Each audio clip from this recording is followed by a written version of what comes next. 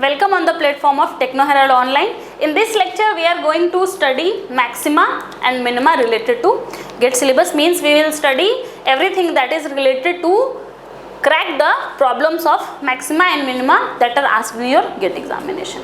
So I have already written some points regarding to maxima and minima.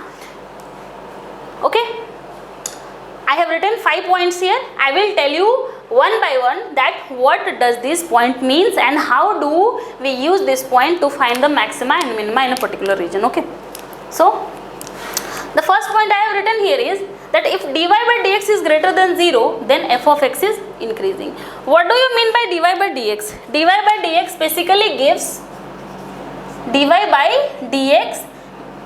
basically gives what?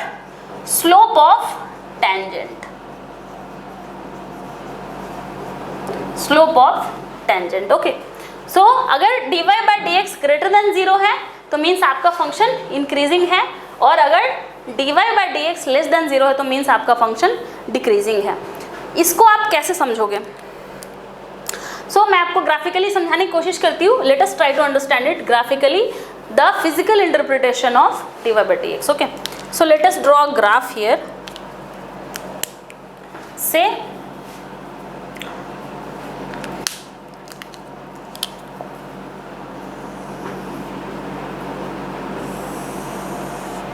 this is your x axis and this is your y axis. Here is some graph like this. Okay, some random curve is it is. Okay, some random curve it is. So if you see at some points of this graph, means let us say at this point, this particular point, slope निकालने के लिए क्या करोगे? Tangent draw करोगे उस point पे, और फिर टेंजेंट ड्रॉ करके हम लोग क्या करते हैं? We basically check that the angle between the tan of the angle between x axis and your tangent is positive और negative. Means we calculate, we to find the slope we calculate the tan of the angle between your x axis and your tangent at the point. So at this point draw a tangent.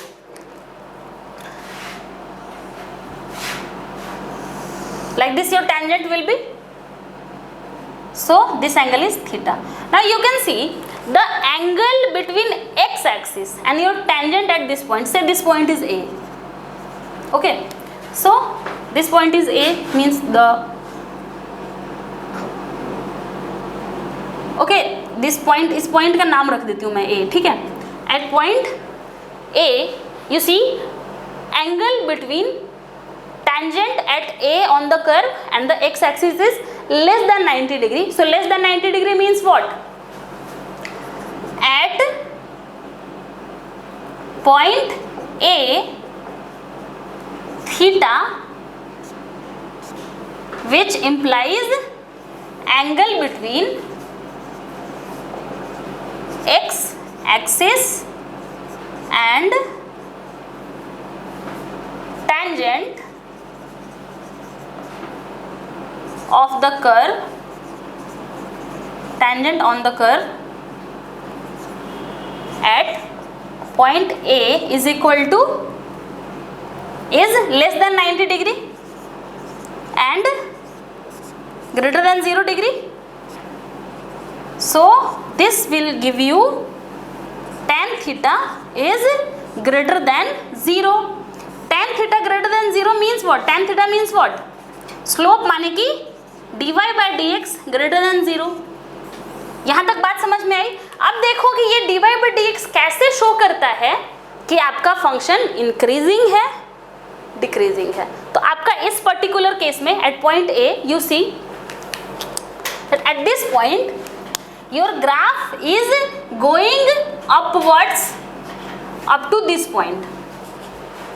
Okay, up to this point your graph is going upwards, means your value of, means as you will move from here to here, say this point is A, this point is B, when you move from here to here, means if you increase the value of x from A to B, you will see that the value of y is increasing for say P and Q. Okay, your value of y is increasing from P to Q. तो समझ में आ रही है बात कि कैसे पता चला? जिस पॉइंट पे स्लोप आपका ग्रेटर देन 0 है, मीन्स उस पॉइंट पे आपका ग्राफ जरूर इंक्रीज कर रहा होगा, आपके y का वैल्यू x बढ़ाने से आपका y का वैल्यू बढ़ रहा होगा। ठीक है, अब देखते हैं when slope of tangent is less than 0. So let us choose a point. Say here is one point. मान लो कि इसको मैंने C कह दिया, तो C पे tangent ड्रॉ करो। C पे हमने tangent ड्रॉ कर दिया। Okay, so what is the angle here? Say angle here is phi. Okay, angle here is phi. So अभी देखो, आप क्लियरली देख सकते हो कि आपका फाई का वैल्यू क्या है। आपका फाई का वैल्यू क्या है? Greater than 90 degree. Greater than 90 degree मतलब क्या? आपका tan सेकेंड क्वाड्रेंट में, एंड सेकेंड क्वाड्रेंट में आपका tan क्या होता है? नेगेटिव होता है।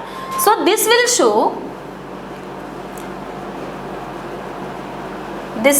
Show that next at point C, don't get confused between the small letters and capital letters. The letters I am using on the graph are capital and the letters I am using on the axis are small. Okay, so at point C you see phi is equal to angle between x axis and tangent is greater than 90 degree and less than 270 degree. This shows that tan phi must be less than 0. So dy by dx is less than 0. dy by dx is less than 0. Now you see at point C, you will see that as you increase the value of x, when you are increasing the value of x from C to, say this point is D, if you are increasing your value of x from C to D, you will see that अभी आपका C पे आपका value कुछ यहाँ पे था। ठीक है, से यहाँ पे कर देती हूँ मैं। मान लो कि ये R है, ये वाला P है, यहाँ पे P है और यहाँ पे R है। तो आप देखोगे, आप जैसे जैसे अपने ग्राफ पे आगे बढ़ते हो, आपका ग्राफ क्या इधर आगे की तरफ बढ़ रहा है, तो आप क्या देखोगे? आपका y का वैल्यू क्या हो गया है? घट के s पे आ गया। ठीक है, पहले R पे था, अभी डाउन आ गया है, मतलब क्या हो गया? कम हो गया है। सो मतलब कि जहाँ पे आपका dy by dx का वैल्यू लेस देन 0 होगा, वहाँ पे आपका ग्राफ नीचे की तरफ आ रहा होगा, मतलब कि डिक्रीजिंग होगा। ओके, नेक्स्ट चलो, तो यहाँ तक की तो हो गई बात। ठीक है, इस ग्राफ से मैं आपको एक दो बातें और बता सकती हूँ, जैसे कि the concept of local maxima and local minima. So इस ग्राफ में बताओ, like okay, I will draw the graph once again because काफ़ी हॉच पॉच हो गया ये, तो आपको शायद कन्फ्यूजन हो सकती है।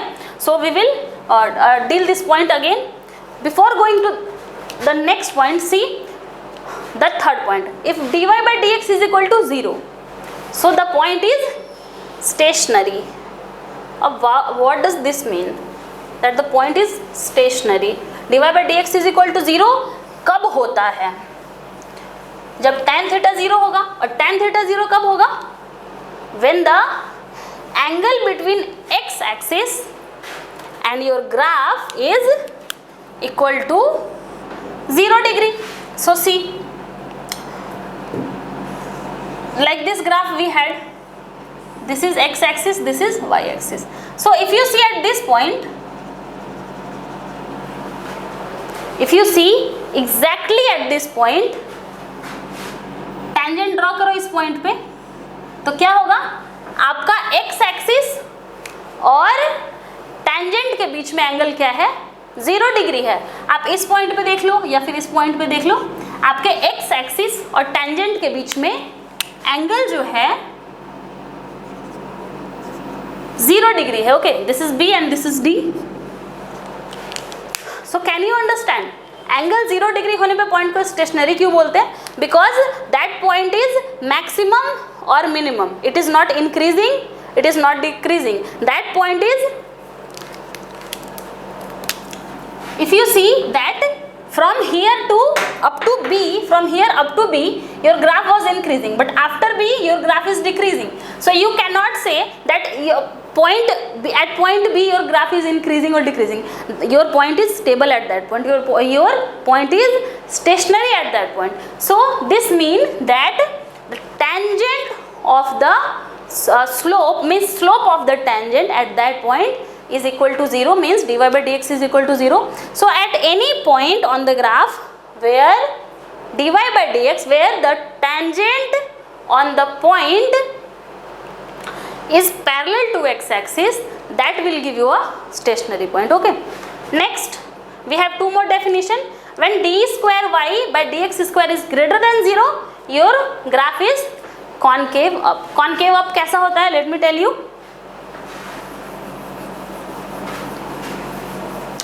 कॉनकेव तो आप जानते हो, कॉनकेव आपने कॉनकेव लेंस पढ़ा होगा 12वीं क्लास में, किस तरीके का होता है. सो कॉनकेव अप मतलब कॉनकेव ऊपर की तरफ. Okay, concave up means concave ऊपर की तरफ. This shows concave up graph. Okay, say this is x axis, this is y axis, here is a point A, here is a point B. okay, so this shows a concave up graph. तो जहाँ पे आपका double derivative greater than 0 होता है वहाँ पे आपका graph क्या होता है? कॉनकेव अप होता है.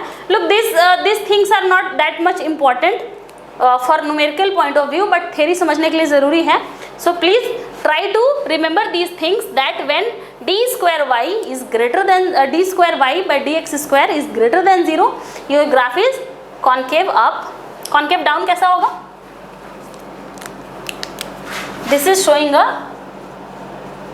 concave up.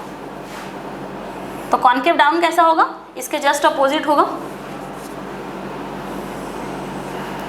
आई नो ये सारी बातें आपको पहले से आती होंगी, because you are already engineering third, second, third, fourth year student, you already know all this, but just for refreshing your mind I am giving this concepts. Okay, bore नहीं होना, थोड़ा सा बस थोड़ा देर और बेयर कर लो, फिर से हम लोग न्यूमेरिकल प्रॉब्लम्स पे चलेंगे. ठीक है. So this is what, this is concave down. Concave है बट डाउन की तरफ है. ओके, ये कॉनकेव है बट अप की तरफ है, ये कॉनकेव डाउन की तरफ है. अच्छा, एक बात बताओ, ये तो हुआ कॉनकेव अप, ये हुआ कॉनकेव डाउन. अगर मान लो कि ऐसा हो, मान लो कि इतना ही है, पूरा गोल नहीं है, तो इसको क्या बोलोगे आप? ये कॉनकेव अप है कि कॉनकेव डाउन है? Of course this is concave up. Okay, आपको देख के पता चल रहा है ना कि ये कॉनकेव अप का ही एक पार्ट है, तो कॉनकेव अप ही होगा. या फिर मान लो कि ये यहाँ से यहाँ तक ही होता, ऐसे होता, तो भी ये कॉनकेव अप होता. Okay, similarly for this graph, if it is like this only और लाइक दिस ओनली और like this will be concave down only. Okay, I समझ रहे होगे आप, बहुत सिंपल चीज़ है ये. Okay, these kind of graphs are also concave down. Fine. So ये हो गया d2y by dx square का physical interpretation. Now let us see the sixth and most important point about maxima and minima. Now we are going to talk about the point of inflection. Concave up, concave down समझ गए आप? Let us now move to point of inflection. So the sixth point is point of inflection. क्या होता है point of inflection? I will tell you. So point of inflection is some point on your graph where your graph goes from concave up to concave down और concave down to concave up. कैसे? देखो, मान लो कि आपका graph concave up था, ठीक है. concave up कैसा होता है? ऐसे होता है, और यहाँ से ये इस पॉइंट से ये नीचे की तरफ जा रहा है। इस तरीके का ग्राफ हो सकता है, बिल्कुल हो सकता है। सो एट दिस पॉइंट यू से your graph is turning to concave down from concave up. So this point will be called as a point of inflection. Point of inflection means आपका ग्राफ इंक्रीजिंग से decreasing, decreasing से increasing ऐसा कुछ change हो रहा है, ठीक है, कुछ चेंज हो रहा है। अदरवाइज अगर मान लो कि आपका ग्राफ कॉन्केव डाउन था, ठीक है, now it became concave up, okay, now it became concave up from here. So form eight this point, इस तरीके का स्मूथ ग्राफ बिल्कुल हो सकता है। तो at this point your graph is changing from concave up to concave down. Here it is concave down to concave up, ठीक है। तो इसको भी हम लोग क्या बोलेंगे, point of inflection, okay. Point of inflection, concave up से कॉन्केव डाउन या कॉन्केव डाउन से कॉन्केव अप जाने वाले पॉइंट को हम लोग पॉइंट ऑफ इन्फ्लेक्शन बोलते हैं। So point of inflection is some point on the graph where your graph turns from concave up to concave down और concave down to concave up. I am not dictating it, I hope you have understood, you can dictate it by yourself, okay. So let me tell you about something about local maximum, local minimum, okay. So that will be point number 7. I am removing this part.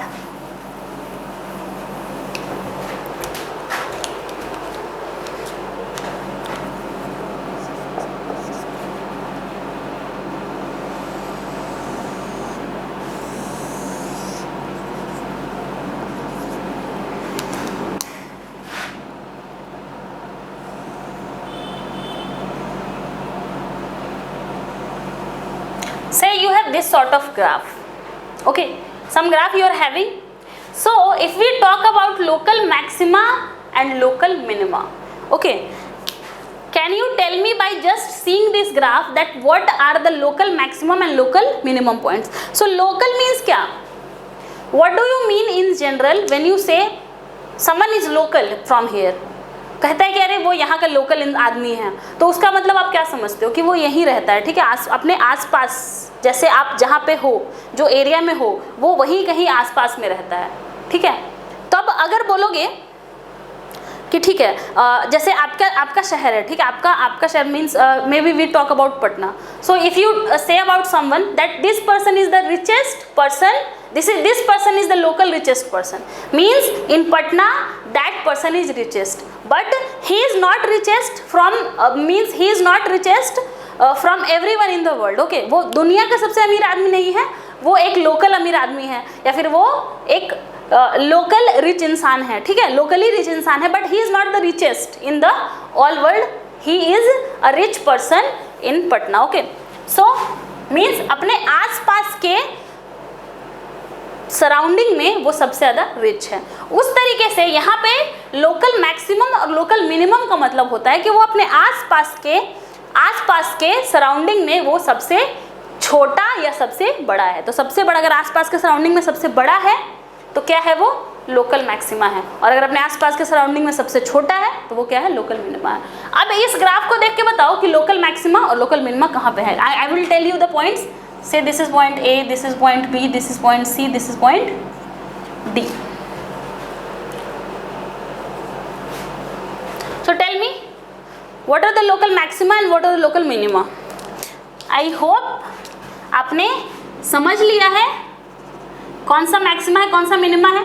आप अगर point A को notice करो तो you will see that at here, यहाँ पे इसके आसपास के सभी पॉइंट्स जो भी हैं उसके वैल्यूज़ क्या हैं। At point A the value here is what, मान लो कि यहाँ पे मैंने कह दिया कि ये है मेरा ए नॉट, ठीक है, मैंने इसको कह दिया ए नॉट। अब ए के आसपास के कोई भी पॉइंट पे आप वाई का वैल्यू चेक करो, मान लो कि ये A1 है, इस पॉइंट पे चेक करो या फिर इस पॉइंट पे चेक करो, कहीं पे भी चेक करो, आपको मिलेगा कि आपका जो वैल्यू y एक्सिस पे आ रहा है वो क्या आ रहा है, आपका a से छोटा आ रहा है, a से नीचे आ रहा है, ठीक है। तो इसका मतलब क्या है कि a अपने आसपास के सभी वैल्यूज में सबसे मैक्सिमम है।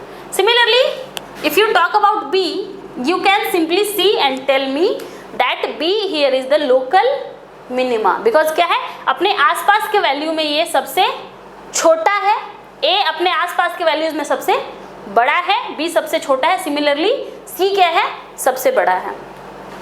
अब अगर मैं ये कह दूं d क्या है, d सबसे छोटा है, so let me write it first that a and c are local maximas, a and c are local maximas and b and d are local minimas, b and d are local minimas. In some question they talk about extremas, okay, so a maxima is also a extremum point and a minima is also a extreme point, okay, so together they are called extremums और एक्सट्रीमास, okay, extremum या एक्सट्रीमास बोलते हैं, ठीक है। सो अभी आपको पता चल गया ये लोकल मैक्सिमम लोकल मिनिमम है, but if we talk about the absolute maximum and absolute minimum, so see मैं मान लेती हूँ कि मेरे पास इस ग्राफ का एक बाउंडेड रीजन है फ्रॉम पॉइंट से from point P two point Q, मेरा ग्राफ इतनी दूर में ही है, इससे पीछे नहीं है, उसके आगे नहीं है। अब अगर मैं आपसे पूछूं कि इस ग्राफ पे ग्लोबल मैक्सिमा या एब्सोल्यूट मैक्सिमा कौन से पॉइंट्स हैं, ठीक है, छोटा हो गया ये थोड़ा सा, कोई बात नहीं, मैं इसको यहाँ पे मिला देती हूँ, okay, so this is small q, this is small p, okay. अब अगर आप इस एरिया में देखो that from m to n, from points m to n, tell me what is the maximum point, what is the global maximum point, what is the point which is the point which is maximum of them all. You can simply see at the graph and tell me that q is the maximum among all points, okay, and p is the minimum among all points, okay, p से छोटा कोई भी नहीं है इस reason में और q से बड़ा कोई भी नहीं है, ठीक है। so these points, this point is what, global या absolute minima and this point is क्या, ग्लोबल या एब्सोल्यूट मैक्सिमा। इतना में कोई डाउट नहीं रह गया होगा आपको। आई hope you have clearly understand what is the global maxima and global minima. तो आपको ग्लोबल मैक्सिमा, ग्लोबल मिनिमा या एब्सोल्यूट मैक्सिमा, एब्सोल्यूट मिनिमा का यूज तब पड़ेगा जब आपको किसी बाउंडेड रीजन में काम करना है, ठीक है। When you have to find the local when you have to find maxima or minima, absolute maxima or minima in a bounded region, you need to check at the boundaries as well, okay. So up to here I have told you all the theory, all the concepts about this.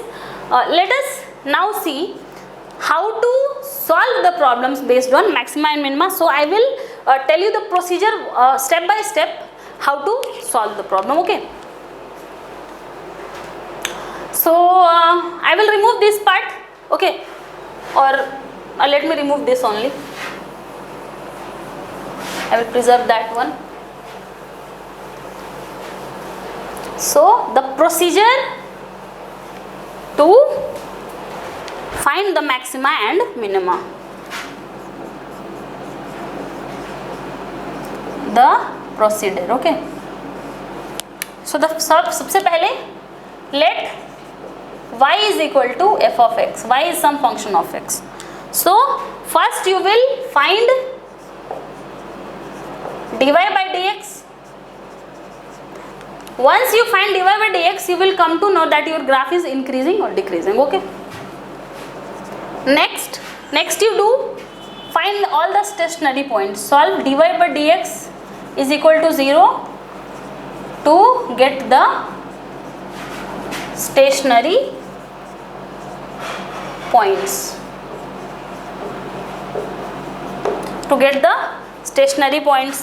Next you do find d2y by dx square. Okay. Fourth, if d2y by dx square is greater than 0, this implies stationary points निकालोगे तो कुछ points मिलेंगे. से okay, if d2y by dx square is greater than 0, this implies that d2y by dx square is greater than 0 at some x is equal to x1. Okay, किसी point पे अगर देखो stationery points निकालोगे तो ए number of stationary point आ सकते हैं. ठीक है, एक या एक से ज़्यादा स्टेशनरी पॉइंट आ सकते हैं. तो हर एक स्टेशनरी पॉइंट पे आप क्या करोगे, d2y by dx स्क्वायर का वैल्यू चेक करोगे. अगर d2y by dx square greater than 0 आएगा, this implies that at x is equal to x1 f of x has a minima. Greater than 0 पे minima. And if d2y by dx square is less than 0 at some x is equal to x2, this implies that at x is equal to x2 f of x has a maxima.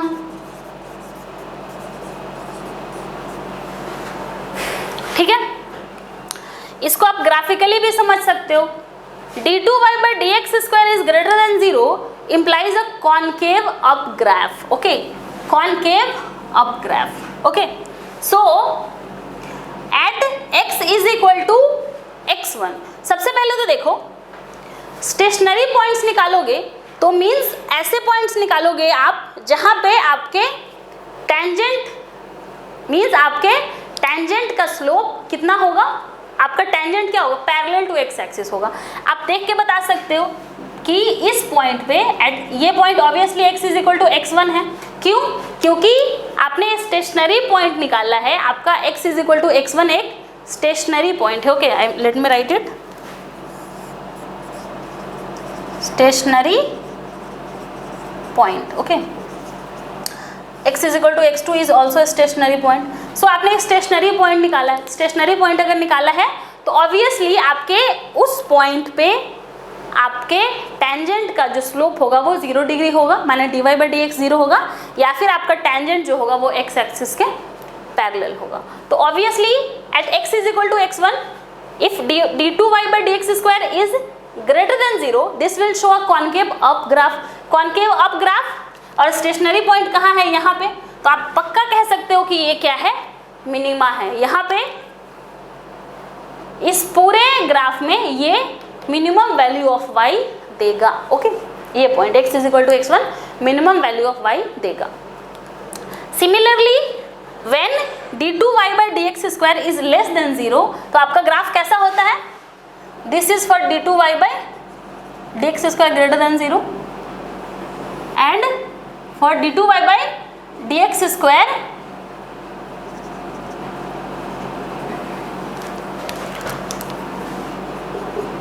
less than 0. Okay, I have drawn it wrongly. I need to show a concave down graph. Okay, so concave down graph कहाँ पे होगा आपका stationary point, जहाँ पे आपका slope parallel to x axis आएगा. Okay, x is equal to x2. आप इसको देख के बता सकते हो ये क्या है, कॉन्केव डाउन ग्राफ है, माने d2y by dx square is less than 0. आप देख के बता सकते हो कि x is equal to x2 पे आपका y का वैल्यू क्या है, मैक्सिमम है, वो अपने आसपास के वैल्यूज में सबसे ज़्यादा है. So that will signify, that will imply a maxima. Okay, so I hope you have understood that how to find the maxima and minima. Okay, so हमने अभी तक क्या निकाल लिया, हमने ये पता कर लिया कि x is equal to x1 पे हमारा वैल्यू क्या है, वो एक मैक्सिमम वैल्यू है, और x is equal to x2 पे हमारा वैल्यू क्या है, एक मिनिमम वैल्यू है। बट वो वैल्यू कैसे निकालोगे, तो वैल्यू निकालने के लिए क्या करोगे, उस पॉइंट पे f ऑफ x का वैल्यू कैलकुलेट कर लोगे। ये चीज़ें हम अभी करेंगे, न्यूमेरिकल से आपको क्लियर हो जाएंगी। अभी तक की चीज़ें मैंने ग्राफिकली बस समझाने की कोशिश की है, न्यूमेरिकली आपको और भी अच्छे से समझ में आ जाएगा, ठीक है। तो ये तो हो गया ग्रेटर देन 0 लेस देन 0 की बात। बट आप में से बहुत लोगों ने सोच लिया होगा, कुछ लोगों ने नहीं भी सोचा होगा, बट आप में से ज़्यादातर लोगों ने सोचा होगा कि अगर ये इक्वल टू 0 होगा तो क्या होगा, इक्वल टू 0 भी तो हो सकता है। चलो ग्रेटर देन 0 हो गया तो हमने कह दिया कि मिनिमा है, लेस देन 0 हो गया हमने कह दिया मैक्सिमा है, लेकिन इक्वल टू 0 भी तो हो सकता है ना। जब इक्वल टू 0 होगा तो क्या करोगे, इक्वल टू 0 होगा तो लेट अस सी कि क्या करोगे, ठीक है। तो मैं यहाँ पे मिटाती हूँ, we will see the next point now, okay.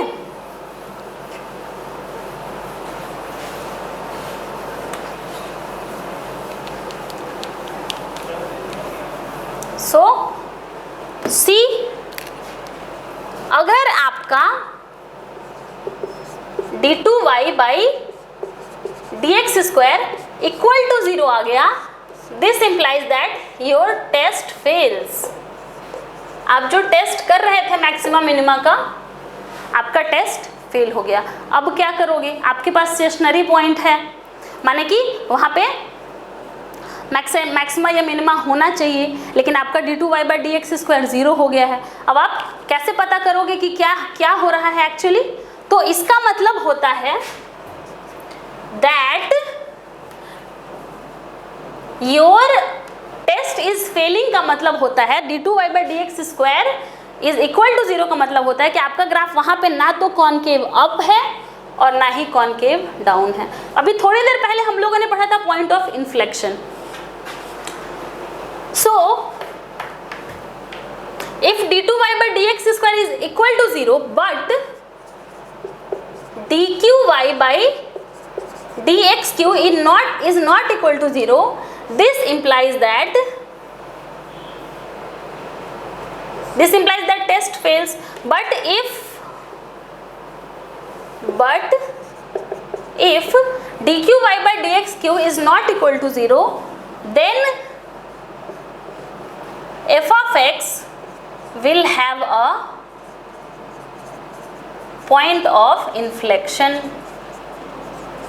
What is point of inflection? You already know that. क्या होगा, आपका कॉनकेव अप से कॉनकेव डाउन में चेंज करेगा। अगर आप एग्जैक्टली इस पॉइंट पे देखो तो ना तो ये मैक्सिमम है, ना तो ये मिनिमम है, ना तो ये कॉनकेव अप है और ना ही ये कॉनकेव डाउन है। अगर आप यहाँ से देखोगे तो इसके लिए ये मैक्सिमम है, यहाँ से देखोगे तो इसके लिए मिनिमम है। तो ये क्या है, this is a contradicting point between maximum and minimum.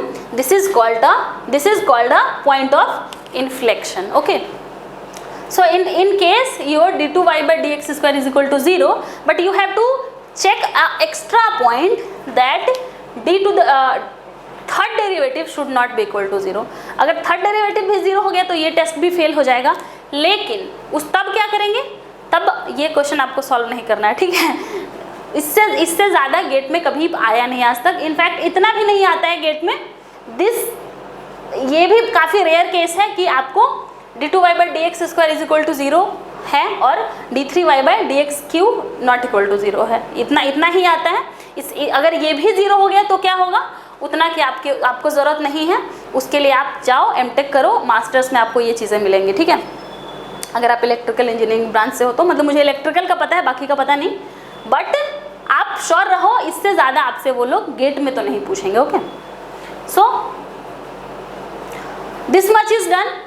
What you have to do when d2y by dx square is equal to 0 and d3y by dx cube is not equal to 0, your point will give you a point of inflection. So let me name a point at x is equal to a. Say at x is equal to a, d2y by dx square is equal to 0, but at x is equal to a,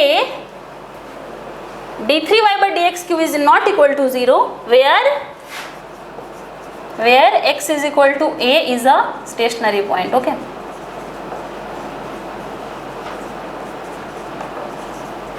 Then f of x will have a point of inflection at x is equal to a. अब कौन से point पे किस तरीके से check करना है ये हम लोग न्यूमेरिकल प्रॉब्लम्स के थ्रू देखेंगे. इतना थियरी मैक्सिमा मिनिमा के लिए मोर देन सफिशिएंट हो गया. ठीक है, अब हम लोग let us crack the problems of maxima and minima, let us solve the problems.